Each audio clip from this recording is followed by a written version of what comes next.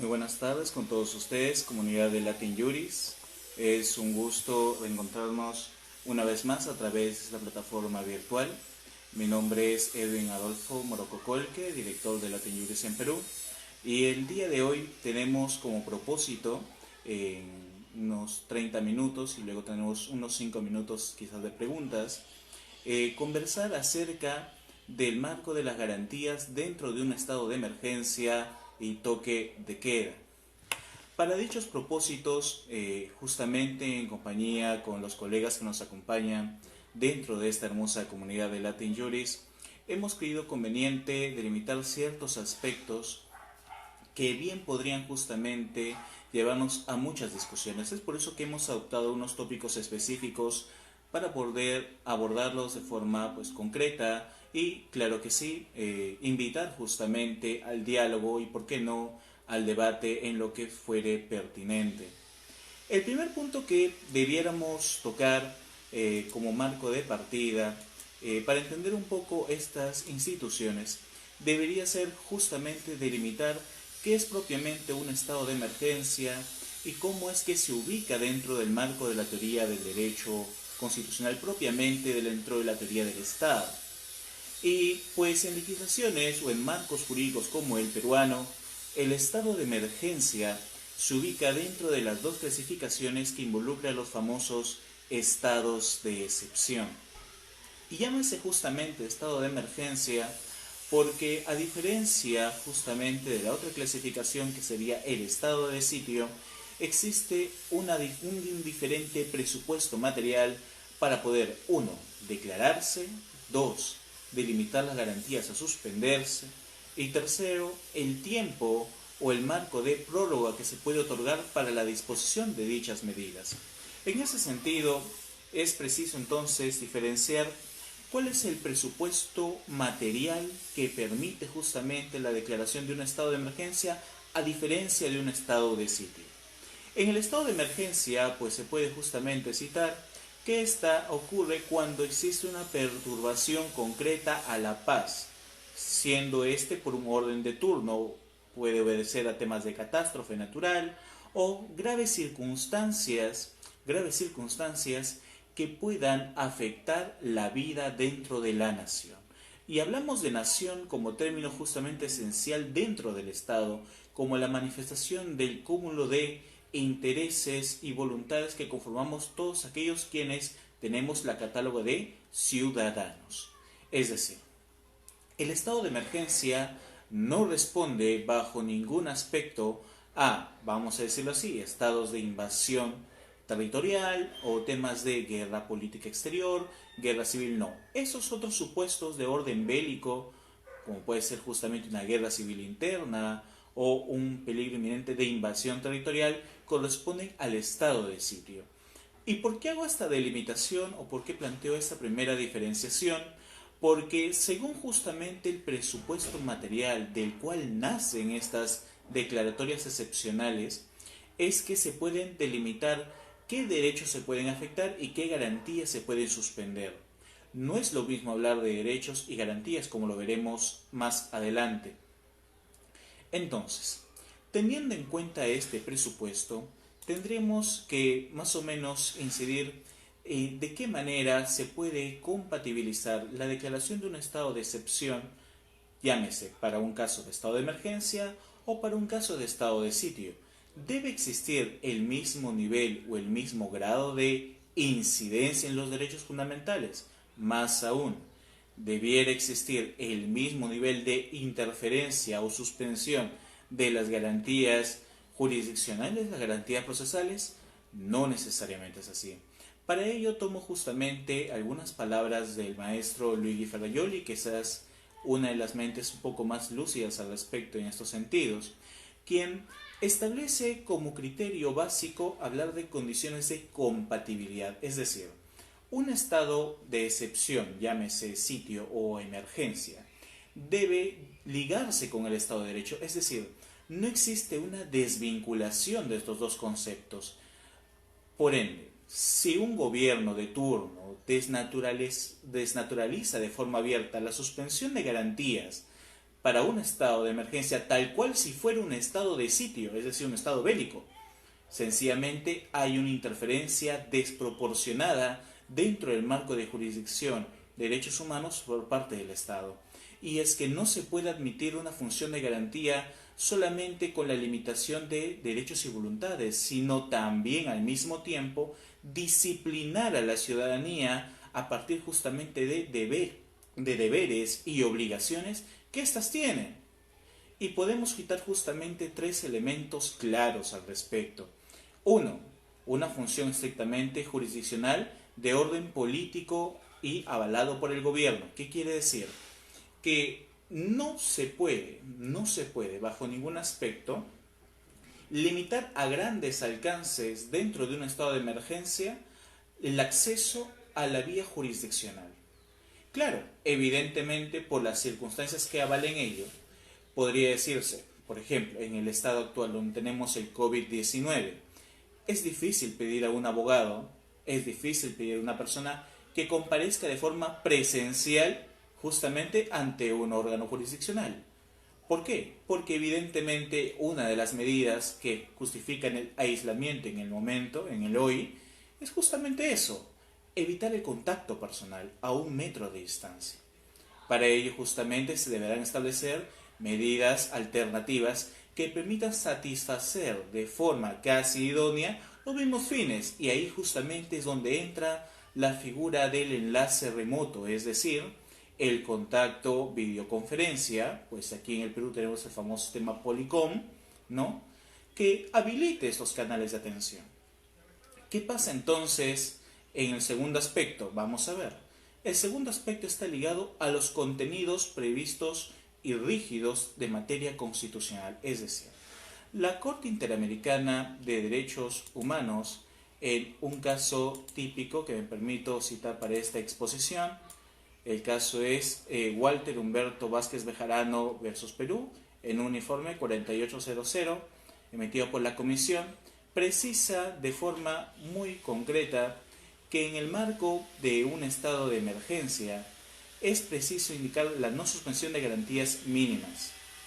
Y estas garantías son evidentemente el derecho al debido proceso, a la no irrenunciabilidad de la legalidad, claro que sí, la existencia de mecanismos que permitan justamente restituir de forma inmediata derechos de orden inherente a la persona, por ejemplo, la libertad individual, la integridad personal, llámese por ejemplo la proscripción de la arbitrariedad en el ejercicio de la fuerza pública. Y digo esto porque, claro, en estos tiempos, vamos a poner el caso del Perú, donde tenemos un marco dual, algo interesante, de aislamiento, es decir, todos los ciudadanos tenemos que estar en nuestras casas por regla general y excepcionalmente salir solamente para compra de alimentos, quizás una persona solamente por familia. También tenemos un endurecimiento a partir de cierta hora, el famoso toque de queda. A nivel nacional, en el Perú se ha dispuesto, se ha endurecido que desde las 6 de la tarde hasta las 5 de la mañana, pues nadie, absolutamente nadie, puede justamente transitar por cualquier razón dentro del territorio peruano. Y esto, pues lógicamente en un argot popular, ha generado que indiscutiblemente, pues esto no sea no se convierte en una regla de cumplimiento general. Decía justamente un un colega que me precedió en la primera ponencia, no tenemos bien perpetrado el deber de solidaridad, pensamos a veces en el bien material y alguien no lo cumple. Si esa persona no cumpliese, o quizás, pongámonos en un mejor panorama, tuviera que salir de forma irremediable de su casa por una razón mayor, digamos, por ejemplo, un familiar que está con un gran problema de salud, quizás ha tenido una catástrofe en su casa, pues nada está exento, quizás un incendio, en fin. ¿Cómo responde la justicia o cómo responden los medios de control jurisdiccional ante estos supuestos? Definitivamente tienen que estar justamente a disposición de la ciudadanía. Y es por ello que existen ciertas pretensiones de índole tanto público como privado que no se pueden suspender. Ponemos un ejemplo. En un estado de emergencia como el que actualmente atravesamos, hay cosas que se pueden mantener. Por ejemplo, los procesos de habeas corpus y los procesos de amparo. Y hago alusión a estos dos elementos porque en algunas experiencias latinoamericanas tienen el habeas corpus como medio ideal para defender la libertad individual. Sin embargo, otras no tienen el habeas corpus, sino que lo tienen incorporado dentro del recurso de amparo, o también llamada acción de tutela en otras circunstancias, destinadas exclusivamente a la defensa de estos derechos.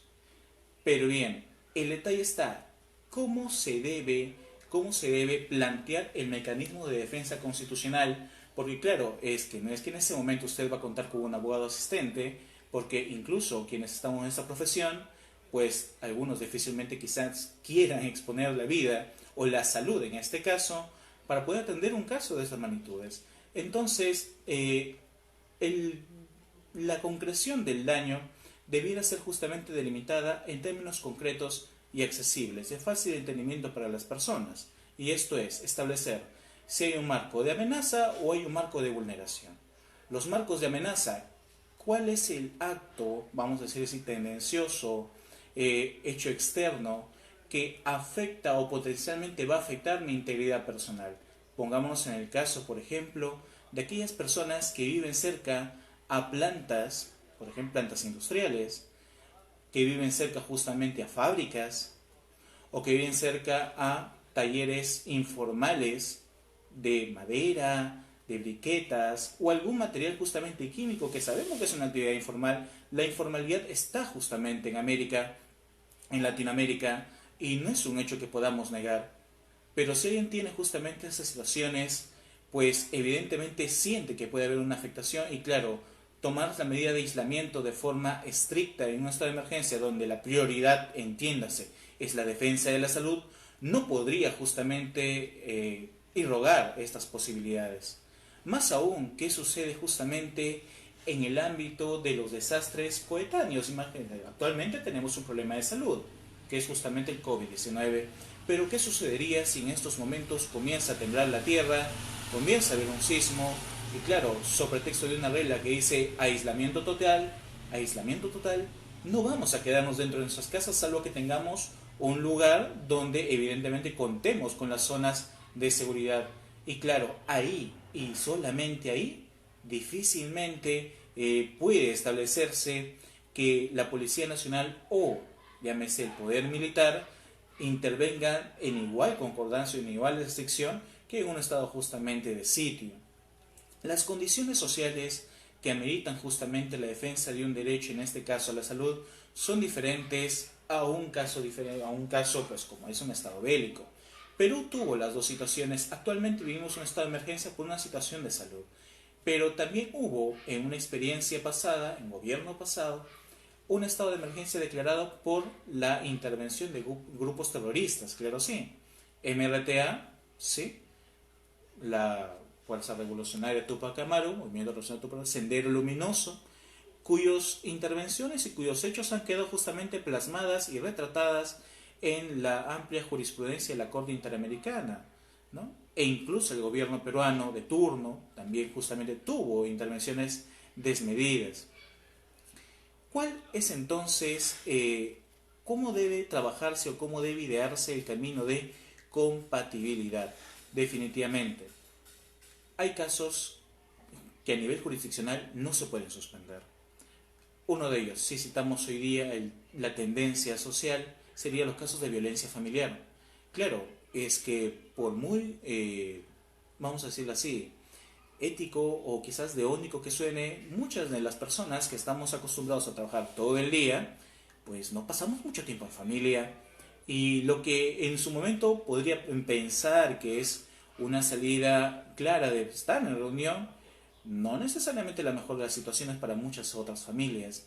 Y esto es que hay situaciones donde la violencia es un indicador tan pero tan común que, pues vaya, aislar a estas personas generaría un clima perfecto para que continúen los actos de violencia, tanto contra mujeres, niños o personas vulnerables. Entonces, no se podría decir jamás que en un estado de emergencia por razones de salud, como es esta, se tenga que suspender el acceso a las denuncias por materia de vulneración o violencia familiar.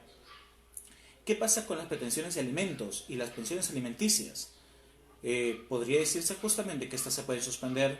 Pues no, no se podrían suspender porque estas son deberes. Me preguntarán entonces, y quizás lo toque más a detalle el colega que ve el asunto de temas laborales, pero si no hay dinero, entonces, ¿cómo se gesta esta posibilidad? Tiene que agotarse, como diría el colega que me precedió, aquellos mecanismos tendientes a la satisfacción de esa obligación. No se trata de decir a rajatabla, pues como esto ya pasó, sencillamente no cumplo. No, se tiene que al menos denotar que se está tratando de cumplir.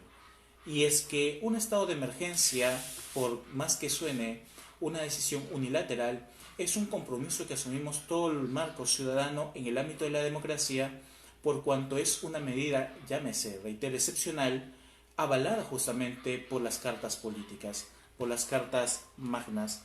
En ese sentido, este ámbito de las garantías son condiciones indispensables para el marco de control de legalidad de toda aquella acción que se vaya a realizar con motivo del aseguramiento de la salud, al menos en estas situaciones. ¿Por qué el tema del COVID-19, a diferencia de otras situaciones, claro, no tiene una dación específica, se ha tomado como un supuesto dentro del ámbito de catástrofe que pone en peligro la vida de la humanidad? Tendría que meritar quizás condiciones extremas e incluso intervención militar. Y eso es importante porque, como habíamos dicho al principio, no podemos asemejar los efectos jurídicos de un estado de sitio con un estado de emergencia. Para ello, tendríamos que tomar en cuenta algunos lineamientos y protocolos, evidentemente, que legitimen la intervención del poder militar. Y para ello, quizás sería pertinente tomar en cuenta algunos criterios dados por Clinton Roster en una obra llamada Dictadura Constitucional.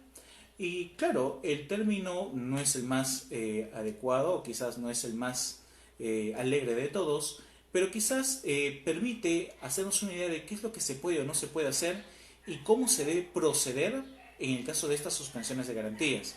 Y voy a tomar algunas de sus premisas porque tiene varias premisas, varias ideas interesantes, pero para efectos del tiempo de esta exposición voy a tomar dos. Una de ellas es la siguiente: el gobierno no debe iniciar una dictadura constitucional sin adoptar una provisión específica para su culminación. Es decir, la asunción de un estado de emergencia no obedece a mero capricho de las autoridades políticas, sino que debe responder a un protocolo de acciones que debe estar encaminado a su, llámese, término. Es que justamente, siendo estos estados de naturaleza excepcional, no se puede bajo ninguna circunstancia permitir que un órgano o un gobierno de turno trate de incluir marco normativo que tienda a permanecer en el tiempo. Porque lógicamente lo que hace o lo que se busca es tratar de recomponer el estado de las cosas hasta el tiempo anterior a la existencia justamente del desastre, a la existencia justamente de la pandemia, a este caos. Es un tema amplio definitivamente, pero yo no podría jamás avalar que un Estado simplemente diga, ¿saben qué? Todos quédense en sus casas si no tengo un plan de acción. Y este plan de acción evidentemente tiene que estar reflejado en el marco de políticas públicas que se irán, vamos a decirlo así, concretizando a través de decretos de urgencia según como esté previsto el marco del ordenamiento jurídico. Lo segundo, las medidas adoptadas dentro del marco de una dictadura constitucional nunca deben ser permanentes de carácter o de efectos. Esto es muy importante y tiene justamente relación con lo anterior, porque no se puede justamente permitir a una persona que declara el estado de emergencia introducir marco normativo que no sea indispensable para tratar la razón que dio motivo a la declaratoria de emergencia. Es decir, ejemplo, si hoy en día se habilita justamente un estado de emergencia por tema de COVID-19, mal haría yo en establecer justamente o implementar una regulación normativa que tenga que ver, por ejemplo, con la asignación de techo propio o de viviendas a casa o a personas. Es que no tiene íntima relación. ¿Qué tendría íntima relación? Políticas de salud, inversión pública en materia de salud, sostenimiento de servicios básicos. Claro, si las personas van a estar aisladas y va a haber justamente recesión económica porque no va a haber producción en materia justamente económica, va a tener que existirse medidas paulatinas, paliativas, que permitan a las personas tener al menos la canasta familiar para soportar el tiempo de aislamiento. Ahí el detalle. ¿Qué otro tema tiene que tenerse en cuenta? La terminación de la crisis debe ser seguida por un retorno tan completo como sea posible a las condiciones políticas y de gobierno existentes antes de la iniciación de la dictadura constitucional. Esta tercera idea es muy importante porque permite justamente establecer cuáles son los fines de una declaratoria de estado de emergencia. La declaratoria de estado de emergencia en materia de salud u catástrofe tiene como propósito hacer que durante un tiempo, a través de medidas políticas, se busque restablecer el statu quo de la sociedad hasta antes de ese momento donde ocurre la catástrofe. Entonces, con esta tercera idea podemos justamente cerrar de que estos momentos de excepcionalidad son eso, transitorios. No podemos, bajo ningún aspecto, aceptar o dar justamente por válido, o más aún legitimar, porque no va a faltar justamente esa autoridad dentro del marco del Poder Ejecutivo que quiere introducir alguna norma que no tenga nada que ver con el estado de emergencia y más aún que pretenda justamente establecerla. Por ejemplo, que a alguien se le ocurra, pues espero no suceda, plantear una referenda a la Constitución para poder reelegir a las autoridades que afrontan hoy en día el estado de emergencia o que justamente apoyaron en su defensa o tratativa o control. Eso no sería justamente una medida coherente con el estado de democracia que no está ajeno justamente a este marco de derecho constitucional hoy convencional que tanto se reclama a nivel internacional. Asimismo, y quizás para concluir esta participación, un caso muy especial surge ahora con el marco de la inmigración. Y digo esto por varios países hermanos que lógicamente se encuentran en diferentes países, tanto peruanos, venezolanos, ecuatorianos, en fin. Nos encontramos en diversos países y pues un gobierno de turno dice pues aislamiento total y lo que se ha dado hoy día tan común, el famoso cierre de fronteras. Comentaba un colega, el colega que me precede, y decía, pues Venezuela hoy ya no forma parte de la jurisdicción de la Corte Interamericana de Derechos Humanos y uno va a ver justamente las noticias del día a día que estando tan lejos de su país, pues difícilmente cómo se puede alegar garantías para una persona que ya no tiene acceso a la jurisdicción, entre comillas, y que técnicamente no está avalado porque hasta las embajadas han cerrado algunas puertas.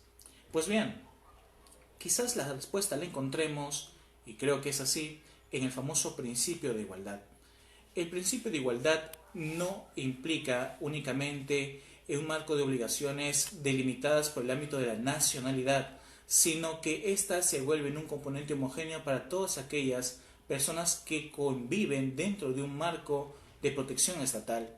Eso implica, de alguna u otra manera, que la suspensión o la provisión de garantías de carácter jurisdiccional no puede limitarse por un orden de nacionalidad, sino que también puede ser perfectamente invocable por personas que no tengan ningún atisbo. Pues si hay un venezolano en Perú, pues podrá accionar.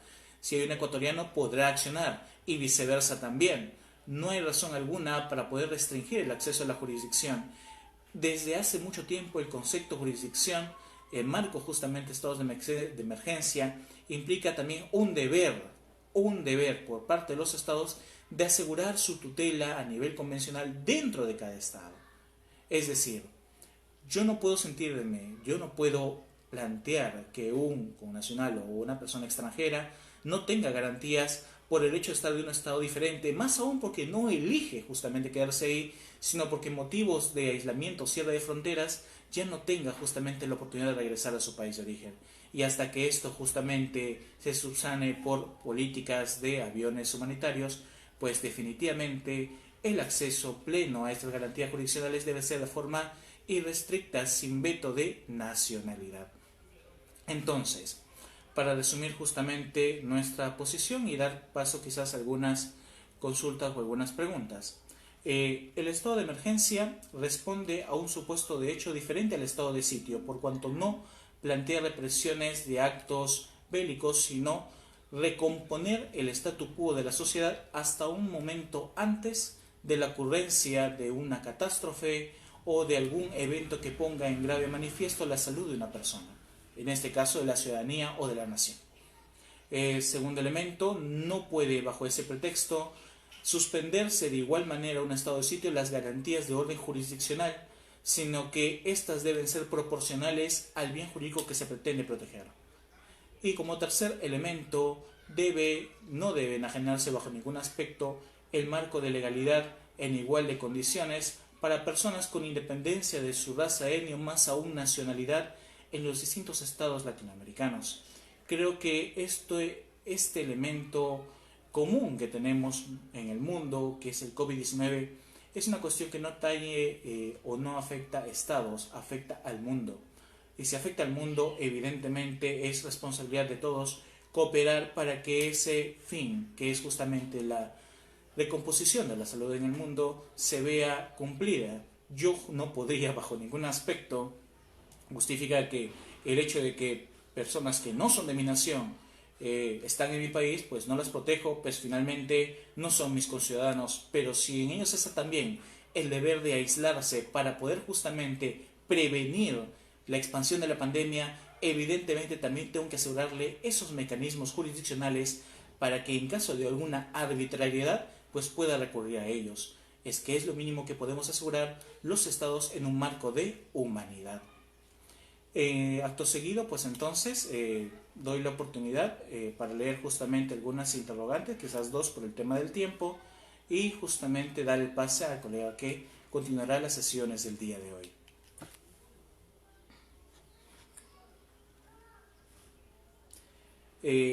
Franco Choque Coronel, ¿qué tal? ¿Cómo estás? Buen día. Me dice, vendría entonces a ser estado de excepción, un estado de emergencia, pues forman parte, entiendo, de los estados de excepción, solo sería un sinónimo. Habíamos dicho justamente que el estado de emergencia es una subclasificación dentro del término de estado de excepción, siendo la otra clasificación el estado de sitio. Los estados de emergencia responden justamente a actos calamitosos que no tienen vinculación con actos bélicos. El estado de sitio, por su naturaleza, sí responde a estados de bélicos, puede ser justamente guerras civiles, internas entre estatal, o puede ser conflictos bélicos entre dos o más estados. Una intervención interesante, Juan Héctor Meléndez Romero nos dice, es importante que el marco jurídico especifique y delimite las características del estado de emergencia, suspensión de garantías y estado de excepción para evitar la malinterpretación y abuso de él. Interesante, y creo que es una propuesta válida, porque generalmente dentro de los marcos que nosotros tenemos, los marcos regulativos, y es algo que se puede criticar en Latinoamérica, claro, es que un estado de excepción, específicamente un estado de emergencia, no es el común de nuestros días. En base a ello existe carente formación regulativa. No tenemos protocolos normativos que permitan justamente establecer, ya, estas materias se van a trabajar, estas no, esto sí se puede hacer o esto no. Ese es un gran componente, un gran problema, porque incluso las disposiciones que manda el Ejecutivo para poder aprobar la disposición de un estado de emergencia son genéricas. No, y a veces los ciudadanos no nos enteramos. Estas propuestas, y claro, de ahí podremos discutir algunas cosas más acerca de la eficacia de las decisiones gubernamentales, es que muchas de estas declaraciones, por ejemplo, en el particular, les comento, pues estaba en una reunión familiar el día domingo, un domingo 15 de marzo, con la familia, y procedía justamente a retirarme de mi vivienda, cuando en ese mismo momento dictan justamente el aislamiento, que regía desde la medianoche de ese mismo día. Entonces, claro, la toma de emergencia, la falta de previsión hace que las personas pues no tengan preparado cómo es que van a hacer para sopesar, y más aún porque no tenemos justamente una cultura de ahorro, ¿no? Y cuando no hay una cultura de ahorro, pues, sostener un aislamiento de 15 a más días, llámese 30, algunos países han decretado más tiempo, pues hace insostenible para las personas, más aún los informales que viven del día a día, pues es una verdad latente, poder justamente atender esas necesidades básicas como es la compra de alimentos, como es la atención de medicinas inmediatas. Entonces, pues claro, la falta eventual de un plan previsto con la debida antelación puede generar estos exabruptos dentro del desempeño y más aún la salvaguarda de las garantías, ¿no? Entonces es definitivamente estas experiencias que no son el común denominador, como repito, alientan justamente esta posibilidad, pero claro, debiera partir de esto, creo yo, haber un consenso latinoamericano para formular protocolos internacionales que habiliten la posibilidad de fijar líneas comunes que traten de buscar esta compatibilidad entre el Estado de Derecho constitucional y una eventual declaratoria de estado de emergencia y que aliente incluso la cooperación internacional para caso de personas inmigrantes, ¿no? A fin justamente que no se inhabiliten o traten de restringir el acceso a las garantías constitucionales, ¿no? Con esto pues, sin perjuicio que hay muchas opiniones interesantes, quiero agradecer a cada uno de ustedes su predisposición para poder compartir con nosotros estas conferencias. Definitivamente son ustedes quienes hacen valioso este esfuerzo que hacemos muchos colegas en Latinoamérica para poder justamente dar algunas tópicas más acerca de qué se trata esto. Hoy es responsabilidad no solamente de quienes hacemos derecho, sino de aquellas especialidades como pues son las ciencias sociales, ¿no? De trabajar justamente estos elementos, estas bases teóricas, más aún estas políticas de carácter gubernamental, para saber entender cómo es que debe responderse ante estas situaciones. Muchos países, lamentablemente, pues creo que no hago bien en nombrarlos, no han respondido de igual manera ante esta situación.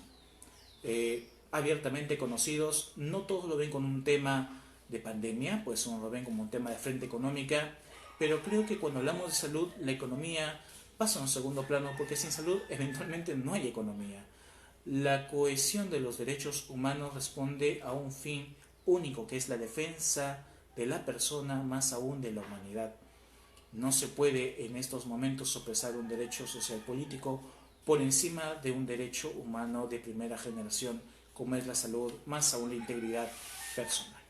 Ha sido un gusto contar con cada uno de ustedes. Esperamos que sigan disfrutando las conferencias que tiene Latin Juris para ustedes y nos acompañen en las siguientes sesiones. Mi nombre ha sido Edwin Moroco Colque, de Perú. Un gusto nuevamente, cuídense bastante, permiso y saludos con todos ustedes.